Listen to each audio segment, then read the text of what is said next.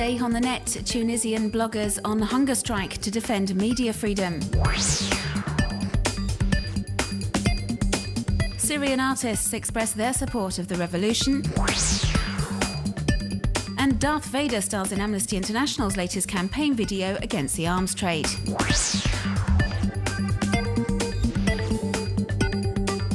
Tunisian journalist and blogger Ramzi Betayeb, aka Winston Smith, has now been on hunger strike for over a week.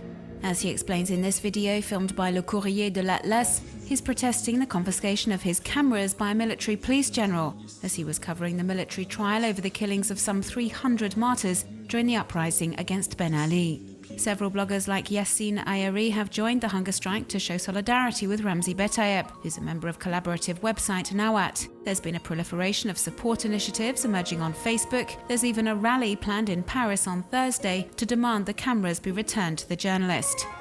And messages of outrage expressing solidarity with the bloggers on hunger strike have been pouring onto Twitter, and in particular under the hashtag Liberté de Presse or Freedom of Press. Caricaturists have been expressing their frustrations through drawings. Saif Neshi depicts the cameras as caged birds and urges the government to free them. Anonymous artist Zed portrays the head of the Tunisian military as manipulating the police and the justice system, which is shown as puppets. Female blogger Lina Ben-Meni reminds us this is not an isolated case and that media freedom is flouted far too often in Tunisia. The country's academics have started an online manifesto calling for greater freedom, justice and transparency. This picture by Heba Al-Akkad is called A Night in Hula. The Syrian painter is currently exhibiting works across the Arab world.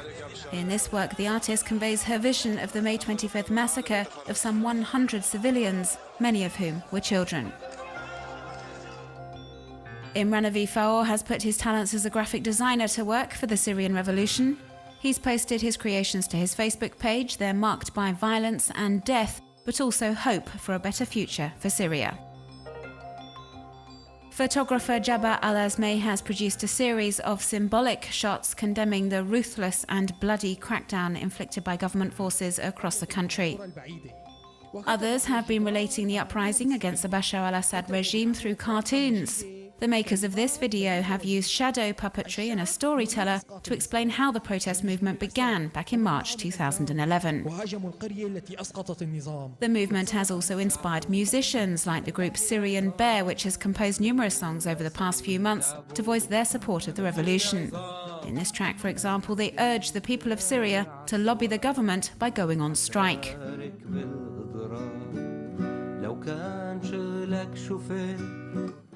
On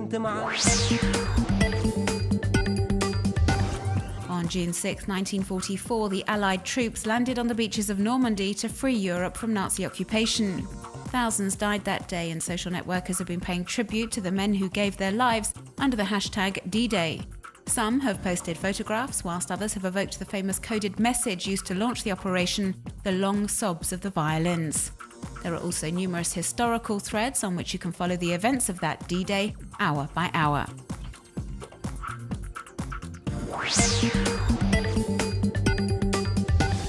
Have you ever dreamed of digging a tunnel to the other side of the Earth? Well, if this is the case, then according to a Google Maps-based site, you might be disappointed and end up in the middle of the ocean. You position yourself on the map at the top of the screen and it will automatically calculate where you'll end up on the map underneath. We learn, for example, that Bogota is on the other side of the world from Jakarta and that northern China is directly opposite Chile.